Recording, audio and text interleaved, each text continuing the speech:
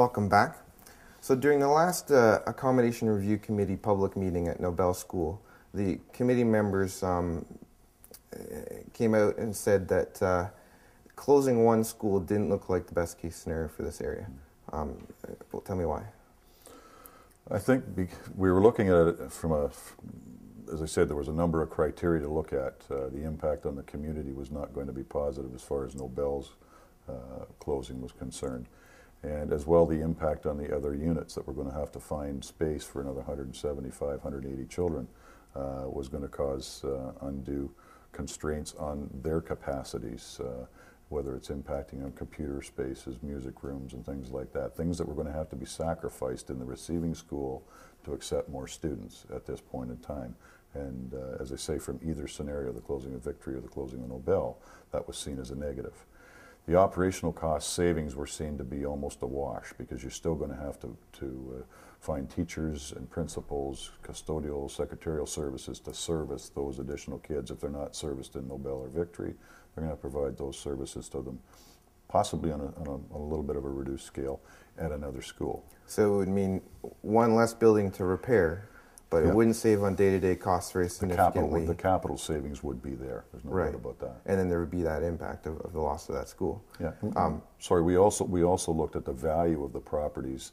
For argument's sake, we did close one of those units. Right. There would be the capital replacement, or not only the capital cost to keep those upgraded would be saved, but there's the capital recapture of the sale of those properties, and looking at the proposed value of each one on the open market to another use. Because in theory, if you sell a school for $2 million, you can spend that $2 million on one of the existing schools. But from what you said at that last public meeting, because of the state of these buildings, there wasn't a lot of value there. And in fairness to Nobel School, there's not an awful lot of demand for that kind of institutional building in the village of Nobel. Victory School would have a higher market value on the open market because of where it is within the town of Parry Sound on full services, relatively flat, it's improved land. So the next scenario drew a lot of debate, and it's an interesting scenario. It's a new school, basically. And there were two versions of that scenario. One new school to replace four, or one new school to replace the two Parry Sound schools, leaving the two smaller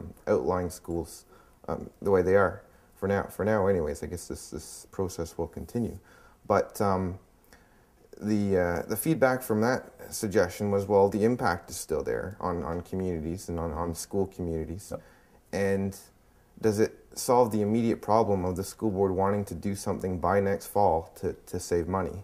Because part of the ongoing issue is that there's no more money from the province for operations with declining enrollment or to fix these buildings. How do you get money to build a new school? Well, let's back up for a moment. The ARC's role again is to make a recommendation based on what they hear from the public. And if the ARC is hearing that the public doesn't wish to close a building and are perhaps willing to look at one of these scenarios, then that's what they're going to recommend to the board. And I should point out that what the board does with that is up to the board. It's not the ARC that makes the decision, that makes the recommendation only. Now, the reason for the two options were that it ties in with the board's capital plan that we have on file with the ministry already. In our current capital plan, we have asked for a new school in Parry Sound as our #1 priority, or #1 along with one in North Bay as well. Top the list anyway. And it's been such for the last year and a half on file with the ministry ever since we did receive funding for the new Almaguin over in East Parry Sound. Whether or not we can make this tie in with the capital plan or not is one reason that we went with one of these two scenarios. This is a new school to replace old schools is to the ministry's liking, especially when you close a couple of old buildings at the same time. Right.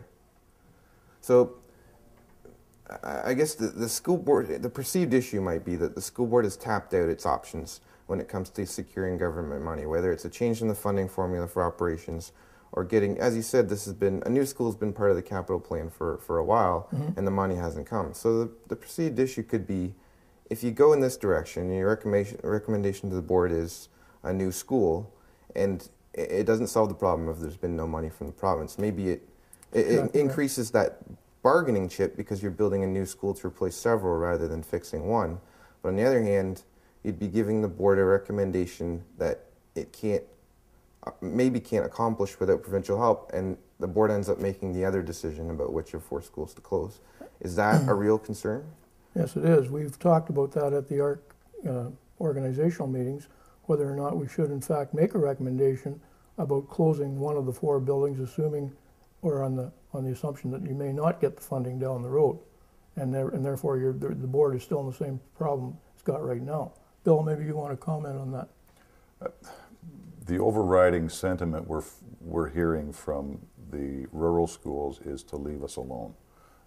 We recognize, and this is part of the research we're undertaking now, is to get more of that confirmation of that feeling, that they recognize, should the board be able to acquire the funding with the political support of our municipalities and our member of parliament to look at the possibility of this capital plan that Phil referenced that the school board has, which I believe now calls for the creation of that 1 school from 4 small ones put together.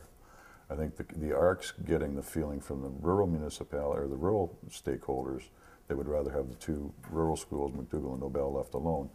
Amalgamate the 2 town schools. That makes much more sense, given the limited footprint that both of those schools currently operate on. Mm-hmm. They are boxed in by residential streets with no.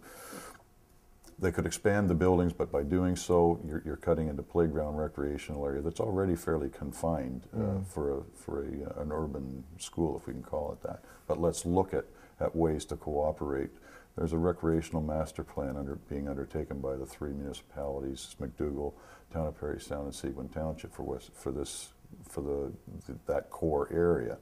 Let's look at partnering with that, or getting information and sharing information with those municipal partners as to where would be the best place to put one of these new units, where we're able to attract that funding. And I'm of the opinion is, and I think it's shared by some of the school supervisors that are on the ARC, that's a real possibility. It's going to take a lot of work and a lot of convincing to do.